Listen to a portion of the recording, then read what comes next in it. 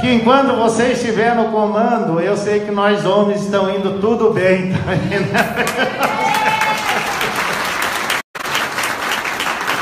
Mas agradecer principalmente vocês que vieram de longe. Vocês estão dando uma demonstração aqui, meus companheiros, de força, de garra, de vontade de mudança dessa forma de administrar o estado do Mato Grosso. Por isso que eu falei, eu estarei à disposição de vocês. Não sou eu que vou determinar o que eu quero ser, vai ser vocês que vão chegar e vão dizer: Zeca, nós precisamos de você aqui, nós precisamos aqui, e eu estarei à disposição, contando com todos vocês, como estou contando hoje aqui, com a presença de vocês que fizeram hoje, uma presença maciça que nos orgulha muito. Nós estamos aí renovando, elegendo uma nova chapa para a condução desses próximos 2 anos do partido, e eu até comentei que nós podíamos fazer um rodízio dentro da presidência, Ciro, porque faz parte a gente, mas o momento, a maioria que a gente conversou e que a gente debateu, o momento, ele é muito importante, porque quer queira ou não quer, a gente criou um nome conhecido dentro do estado. Nós vamos ter um poder de breganha a partir de abril para levar o PDT no melhor caminho possível. Então acharam por bem que eu deveria continuar mais 2 anos, e eu vou fazer mais esse sacrifício, mas é um sacrifício pelo bem de todos vocês. Então, companheiros e companheiras aqui, contem comigo que eu estarei sempre à disposição. Eu sei que nós temos um estado de uma dimensão continental, a gente não consegue muitas vezes atender as demandas de todos vocês, as necessidades, mas dentro do possível que a gente pode fazer, nós estamos fazendo de coração e jamais estão enganando qualquer companheiro com promessas e não cumpridas. Vocês veem que eu prometo quase que nada nas minhas visitas nos municípios, ou também nas minhas campanhas, mas aquilo que a gente promete é um compromisso que nós temos que honrar. Então, pela dificuldade que a gente sabe que hoje existe dentro da política, é melhor você ser mais direto e fazer o tipo do mineirinho, né? Quietinho, deu certo, você vai lá e faz. Então isso não está nos credenciando de não ser aquele politiqueiro que chega lá e promete mundos e fundos, e daí vira as costas e não honra nada o que promete. Nosso compromisso com o estado do Mato Grosso, o ano que vem, é eleger o máximo possível de candidatos a deputado estadual. Se eu tiver uma chapa majoritária, ótimo. Se eu não tiver, ótimo também. Mas o nosso compromisso é resgatar esse tempo perdido que nós tivemos, que nós investimos nesse governo que está aí demonstrando, não um governo, mas sim um desgoverno, uma incompetência, uma ingerência, e decepcionou o povo mato-grossense. O povo mato-grossense, Ciro, quando nós elegemos o Pedro Taques, tinha uma esperança tão grande de uma mudança que nós íamos ter no estado, aquela mudança fantástica que todo mato-grossense gostaria de ter, e infelizmente não conseguiu conduzir a coisa, e aí deu no que deu. Aquilo que você falou sobre os pretensos candidatos a presidente da República. O país é complexo. Se você não tem uma experiência administrativa, você vai ser mais um. Você não consegue. Principalmente uma pessoa como o nosso governador, que tem uma vaidade muito grande, dificulta as pessoas de dar ideia, coisa. Nós queremos um partido, um estado, uma administração que todos nós participamos, opinamos e temos voz para ser ouvido, pelo menos naquelas demandas que a gente mais precisa. Esse é o compromisso do PDT com o estado do Mato Grosso em 2018. Eu conto com vocês. Eu conto com vocês nessa união do partido. Nós precisamos ter um partido mais unido possível, um comprometimento da militância, junto com os candidatos a estadual, candidato a federal, e também nosso senador, nosso presidente e o nosso governador. Gente, a importância da força da união está na mão de vocês. Nós não podemos chegar lá na frente, na eleição, próximo da eleição, porque o candidato do partido B está me dando 50 mil, 20 mil, eu vou trabalhar para ele. Nós temos que, primeiro, o objetivo maior é o partido. É só assim que nós vamos ter um partido forte, um partido que não vai me deixar sozinho do jeito que eu estou no Estado para administrar tantas demandas que são. Se nós tivéssemos 2, 3 deputados estaduais, nós estaríamos mais fortalecidos. Se nós tivéssemos um deputado federal, nós estaríamos mais fortalecidos. Então a importância da fidelidade, da força e da união de todos numa eleição é fundamental para o crescimento do partido. Nós crescemos muito o partido em filiados, em diretórios, provisórias ou diretórios, mas nós precisamos ter essa força também no dia da eleição, votando no 12. O 12 é o nosso objetivo. Gente, obrigado a todos, obrigado mesmo, de coração, muito obrigado por hoje. Obrigado, obrigado e obrigado. Parabéns, Zeca, mais uma vez. Meus amigos, quero convidar a estar presente no palanque aqui também o Nilwan Ribeiro, que é vice-prefeito aqui de Cuiabá. Por favor, nos acompanhe. Ele está representando o PTB. Convidamos também o vice-presidente do CSB, Antônio Wagner, para que venha conosco aqui em cima. Zeca, o mais interessante, eu quero lembrar uma pessoa que está aqui, que veio de São Paulo.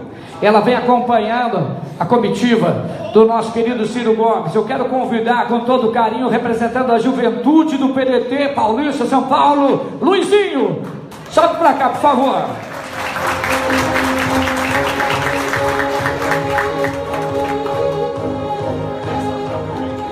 Quero também registrar aqui a presença do nosso grande companheiro Juliano Sebastião, que está aqui também, que subiu pelas minhas costas aqui. Eu não vi ele não, foi rápido, hein, Juliano? Zeca, interessante que eu estava aqui atrás de você acompanhando enquanto você falava para o Mato Grosso. E eu observei, eu tenho 52 anos de idade, então a gente vê as pessoas jovens da mesma forma como vê os nossos queridos que estão na melhor idade, pessoas nos seus 60, 70 anos, que observando as palavras de Zeca Viana, a gente pode ver no semblante um tom de crédito na sua pessoa, um tom de crer que nós podemos ter políticos de verdade no país. Foi olhando na cara de senhores como o senhor que está aqui na minha frente, da juventude que está aqui te apoiando, que grita enquanto você fala, Zeca, que Mato Grosso tem conserto sim, e é na sua mão que vai ter esse conserto. Você diz que vai servir ao 12 da forma que melhor lhe pedirem, pois a forma que estão lhe pedindo é que seja governador do estado. Chega de ser deputado, agora tem que ser governador.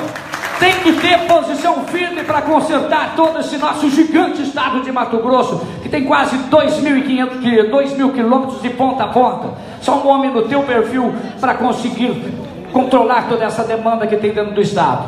Agora, uma das coisas mais importantes, nós falamos de Mato Grosso, mas nós vivemos um momento, talvez o momento mais conturbado da história que o Brasil, a República Federativa do Brasil, passou até hoje. Nós estamos vivendo o momento mais conturbado, e nós temos nesse momento a grande chance. Nós temos a grande chance. Você tem que chegar em casa, você tem que postar no Facebook, você tem que falar aos quatro ventos que simplesmente nós temos a qualidade, o talento, o arrojo, a competência e, acima de tudo, o conhecimento de uma nação, de como gerir uma nação. Quando eu falo isso, eu falo de um cidadão que percorre cidades de todos os estados do país, que conhece uma a uma todas elas, não é só aqui em Cuiabá não. Se você for do Oiapoque ao Chuí, ele conhece tudo, ele sabe das necessidades de cada local, porque ele está há muito tempo tentando ter essa chance de poder botar o nosso país na linha, de botar esse trem no trilho certo, que aliás é o que nós estamos precisando muito aqui no Mato Grosso, é trilho também, e ele vai trazer. Então é por isso que eu quero chamar com todo carinho e dizer que meu voto é seu. Eu quero chamar e quero todos vocês de pé aplaudindo o nosso futuro presidente da República Federativa do Brasil, Ciro Gomes!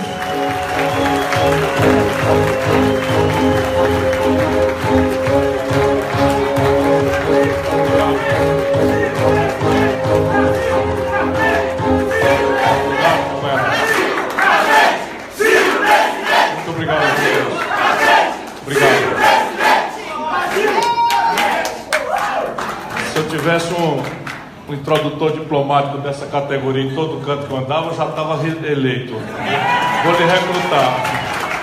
Muito boa tarde a todas e a todos. É uma alegria muito grande para mim, uma felicidade especial sempre que eu vejo que aparece ali na minha agenda, não durmo 2 dias no mesmo lugar, a chance de voltar a esse pedaço do Brasil que qualquer um que conheça sabe que, olhando para cá, a gente não pode duvidar do futuro extraordinário dessa pátria, dessa nação. Tenho muita alegria de voltar ao Mato Grosso, de reencontrar a cada uma e a cada um dos amigos e companheiros aqui. Cumpro um protocolo muito prazeroso de abraçar a todas e a todos, na pessoa desse companheiro, desse amigo, que é um coringa que nós temos para participar da discussão do futuro do Mato Grosso.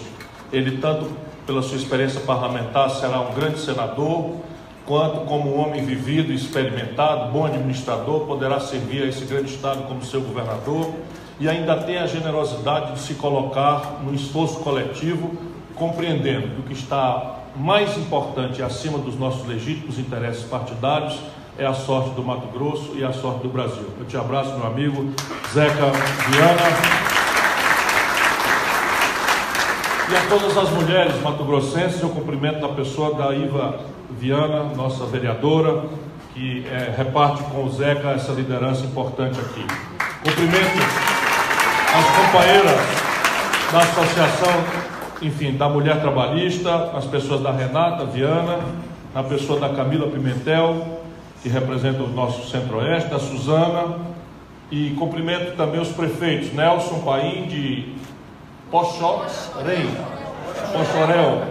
esses nomes todos, ele é bom, o cara é bom da piloto, né? O Eduardo Capistrano, prefeito de Diamantino. Cumprimento ao Celso, vereador, e nele todas as vereadoras e vereadores aqui presentes e suplentes de vereador. Fico muito especialmente honrado e agradecido por uma presença muito estimulante para quem sabe a necessidade de caminharmos para um diálogo que reúna o pensamento progressista brasileiro, e aqui estão representantes importantes de partidos que têm uma história de luta pelo Brasil, pelo povo brasileiro. Maria Lúcia, do PCdoB, muito obrigado. A Enelinda, do PT, muito honrado e agradecido pela sua presença. Quero cumprimentar a todos e a todas da produção, na pessoa do Nilton José, presidente da FETAGRE. Cumprimentar o vice-reitor da Federal de Mato Grosso, Evandro Silva. Cumprimentar ao Dito Lucas, do Podemos, e ao Julier Sebastião, ex-juiz, nosso companheiro. Meus companheiros, minhas companheiras, eu deveria ser muito econômico para não cansar-lhes a todos, mas é necessário, nesse momento em que nós estamos nos preparando para mobilizar os exércitos, né, para a luta tremendamente grave, importante para a história brasileira, que se aproxima em 2018, para que nós possamos compreender todos juntos a grandeza da missão, a grandeza da tarefa que nos espera. O Brasil, deixe que eu lhe reparta consigo esse olhar, porque é do que se trata. Nós não podemos permitir que o debate sobre o Brasil se fira de forma simplória, odienta, apaixonada. numa mistificação grosseira que querem dividir o Brasil entre coxinhas e mortadelas. Nosso país não cabe nessa miudice. A complexidade do problema brasileiro, mais do que pede, exige, suplica um diálogo entre pensares diferentes, entre olhares diferentes, entre ideias diferentes, porque é muito grave e complexa a situação do nosso país.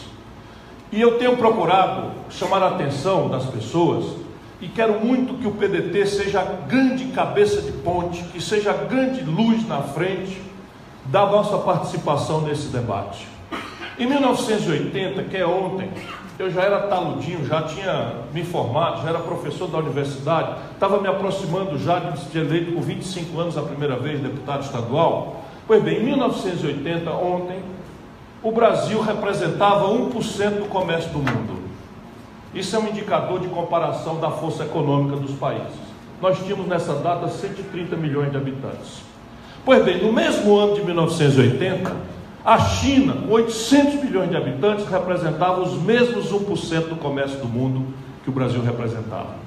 Ou seja, em 1980, ontem, o nosso país era muito mais rico, muito mais desenvolvido do que a poderosa China é hoje. O que acontece de lá para cá?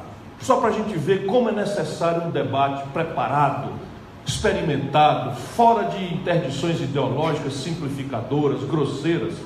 O que acontece é que o Brasil hoje representa os mesmos 1% do comércio do mundo, de 80 para cá, e a China já representa 12,5% do comércio do mundo. O que aconteceu? De 1980 para hoje, o Brasil está crescendo a sua economia numa média. Tem momentos muito ruins, como esse que nós estamos passando, momentos melhores em alguns momentos, mas na média, para a gente tomar uma distância e olhar o problema, na média o Brasil está crescendo pífios 2% ao ano a sua economia de 1980 para cá. Por que pífios? Porque no mesmo período a população brasileira está colocando ao redor de 1.700.000 a 2 milhões de rapazes e moças por ano chegando ao mercado de trabalho. Ou seja, a população do Brasil, no mesmo período, cresceu quase 2% ao ano, todo ano. Se a gente cresce a economia 2% e a população cresce 2%, supondo que fosse justa a divisão de renda, que já não é, nós temos a pior e mais perversa concentração de renda do mundo, o Brasil simplesmente não cresce a renda por cabeça desde 1980. Ou seja, o país está parado. Volto a dizer, a gente precisa olhar isso com certo distanciamento, porque há momentos muito ruins que fazem muita gente desacreditar da sorte brasileira. E isto não é verdade. E há momentos muito bons que muitas vezes faz com que a gente pense que o céu chegou e infelizmente o céu também não é perto. E isso é o que nós precisamos pôr em debate nesse momento da vida brasileira. Diagnosticar as coisas, porque pelo ângulo do coração do nosso povo, quem tem como eu o coração ligado desde sempre na vida do nosso povo, sabe que a cabeça do povo brasileiro hoje está completamente angustiada, humilhada, deprimida quase, pensando no peso pesadíssimo das questões concretas da vida do dia a dia que hoje pesam sobre a sociedade brasileira. E não é para menos. No momento em que nós nos reunimos aqui na querida Cuiabá, 13.300.000 brasileiros amanheceram desempregados. Mais de 10 milhões de brasileiros empurrados para o biscate, para a economia informal, correndo do rapa, da repressão pelas cidades grandes, médias, pequenas do Brasil lá fora, desorganizando a economia formal, que paga imposto, que paga aluguel. Sabe quantos mil brasileiros foram assassinados, meu caro Zé? Quantos mil brasileiros foram assassinados nos últimos 12 meses no nosso país? 62.800 brasileiros foram assassinados violentamente ao longo dos últimos 12 meses no Brasil. Se nós tomarmos o que está acontecendo nas guerras civis, nas convulsões revolucionárias, nos confrontos bélicos do mundo inteiro, no mesmo período, não chega a 1/3 disso a quantidade de mortes. Ou seja, o Brasil, num aninho, matou 62.800 pessoas. Quase todos jovens, quase todos negros, quase todos pobres. é um verdadeiro genocídio que mais cedo ou mais tarde alcançará alguém muito perto de nós. O medo de precisar da saúde, tudo isso faz com que a nossa população olhe para a política. Para onde mais ela pode olhar? A humanidade não inventou outro jeito, não existe um algoritmo, um computador, um robô, não existe nenhuma experiência humana aonde se possa resolver ou encaminhar a solução dos problemas comunitários, dos problemas coletivos, dos problemas da comunidade. A população, justamente, com esses problemas todos, esses medos todos, porque se há 13 milhões e 300 mil desempregados, os outros todos também estão com medo de perder o emprego. Os aposentados estão muito angustiados, com todo dia a notícia de que vem por aí a perseguição dos interesses dos mais pobres, dos mais sofridos, dos mais humildes da sociedade brasileira. E olhando para a política, o que é que o nosso povo vê? Se nós tivermos fidelidade, humildade, compromisso com o coração do povo, como é o meu compromisso de nascença, o que o povo vê por média e quase não consegue separar exceção nenhuma, é um pardieiro de pilantras, de bandidos, de mentirosos, de mistificadores, de privilégios, de ladrões, de corruptos, abençoados, premiados, acobertados pela impunidade. Olha, gente querida, isto não é pouca coisa. Isso está esmagando, está vergando a espinha da grande nação brasileira.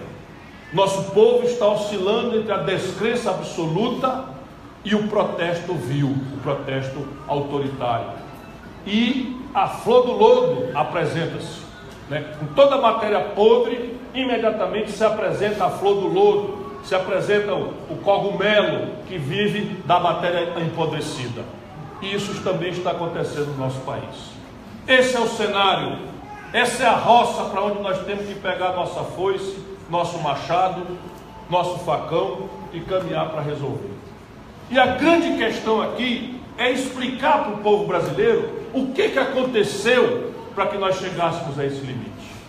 E mais do que explicar com muita humildade e simplicidade o que aconteceu para que o Brasil chegasse ao ponto em que a própria presidência da República e a maioria do parlamento estejam comprometidas com a corrupção e com o interesse antinacional e com o interesse antipopular, escandalosamente vendida está a nação brasileira na bacia das almas dos interesses estrangeiros. Nós, para além de entender o que aconteceu, nós precisamos descobrir num fraterno, amplo e generoso debate o que temos que fazer com as urgências necessárias para devolver ao país a condição de confiar em si próprio, de olhar para o futuro. E essa é a tarefa a qual eu tenho me dedicado, junto com a direção nacional, por quem também falo hoje, em nome do nosso presidente Carlos Lupe, que teve um compromisso no estrangeiro e não pôde vir aqui como gostaria, e me pede, Zeca, para lhe mandar um abraço e dizer que está ligado aqui na luta e confia que o amigo saberá conduzir com habilidade, com espírito público, que eles são peculiares, a sorte de Mato Grosso, antes de mais nada, e a sorte do nosso partido, que cabe ao amigo dirigir aqui nesse grande estado brasileiro. Pois bem, a solução para a estratégica equação brasileira está na afirmação de um projeto nacional de desenvolvimento.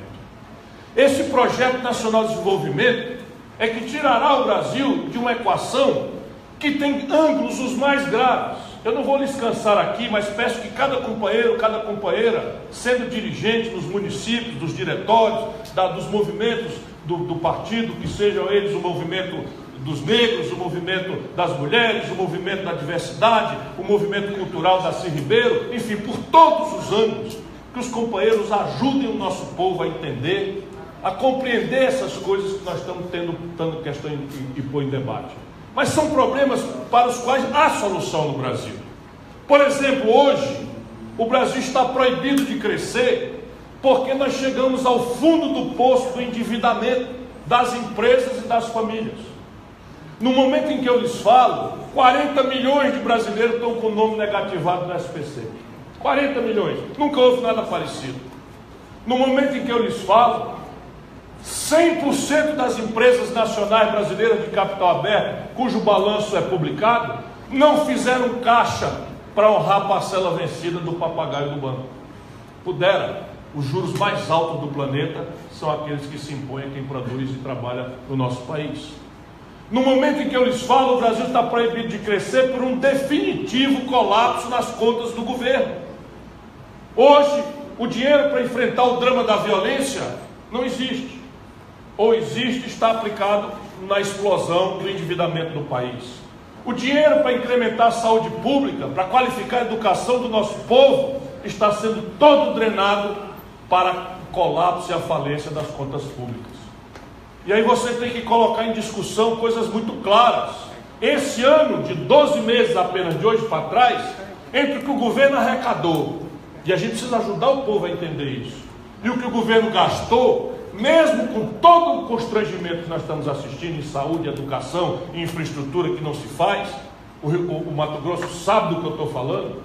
Escoar uma produção extraordinária por caminhão, por estrada não duplicada, indo na direção ao Porto de Paranaguá, ficando 10, 12 dias às vezes numa fila para poder embarcar uma produção. Isto tudo é um absurdo de um país que está gastando 482 bilhões de reais com juro só esse ano, para beneficiar 10 mil famílias de barões que mandam na política pelo suborno, pelo constrangimento, pela compra da grande mídia dita nacional, que é uma mídia nepotista pertencente a 5 famílias no nosso país.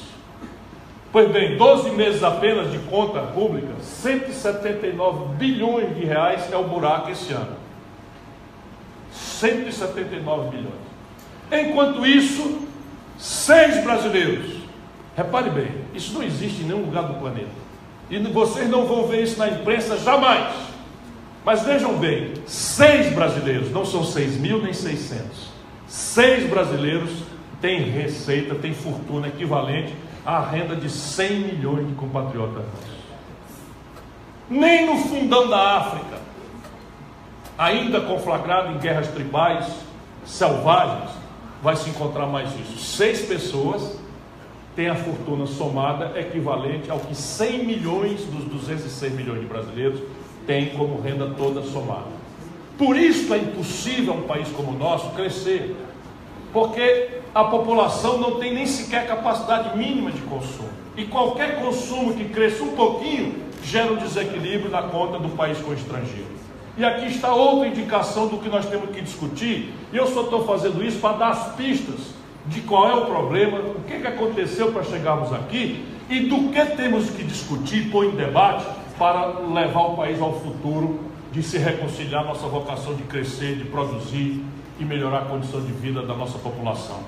É que o Brasil mal cresce qualquer coisinha, nós apresentamos um buraco na conta do país em dólar com o estrangeiro. Por quê? Simples de entender. Nós todos fomos induzidos a referir nosso padrão de êxito social e até mesmo a busca ilusória de uma felicidade que não se achará jamais aí, numa espécie de consumismo de massa. E esse padrão de consumo que nós estamos induzidos a buscar, nós crescentemente não temos a condição de produzi-lo. Quem não tem celular aqui? Ou quem tem celular aqui? Todo mundo. As máquinas, a ótica, as lâmpadas, a fibra das roupas, 80% do remédio, 80% do valor de um carro, mesmo montado no Brasil, tudo isso está sendo importado. Os meios de diagnóstico médico, tudo importado. Os materiais para fazer nossos remédios, as nossas coisas, tudo importado. Toda a informática embarcada, desde um caixa eletrônico até o computador, passando por uma catraca eletrônica de um ônibus, tudo importado. Resultado, quando o Brasil cresce, explode a conta de importados. E a gente só não foi já para o chão por causa desse pedaço. E as pessoas acham que é mera gentileza minha, o apreço que eu não consigo deixar de demonstrar, sem desmerecer nenhum pedaço do país. Mas o Centro-Oeste é quem está carregando o Brasil nas costas. O Centro-Oeste, porque o Centro-Oeste produz a agricultura mais exuberante do mundo, a pecuária mais exuberante do mundo, e já começa a dar o passo adiante da agroindústria, que tem um potencial absolutamente extraordinário. Pois bem, quando a gente faz a conta do que o Brasil industrializado importa e o que o Brasil exporta, dá um buraco que chega perto de 150 bilhões de dólares. Se não fosse o Centro-Oeste que dá um superávit de quase 100, nós no Brasil não tínhamos nenhuma chance como país. Por isso nós precisamos conversar com este pedaço do Brasil onde pulsa o coração de um Brasil que produz e trabalha, para ter força para enfrentar o Brasil que vive da especulação financeira, do rentismo e da agiotagem, do dinheiro vadio, que não cria um emprego, não gera um pão, não produz absolutamente nada, a não ser injustiça, desigualdade e esta violência que campeia do Oiapoque ao Chuí. É isso, minha companheirada, que significa a nossa missão. A altura moral superior do nosso encontro. Nós não podemos achar que estamos numa disputa de Chico contra Manel ou Rita. Não é do que se trata.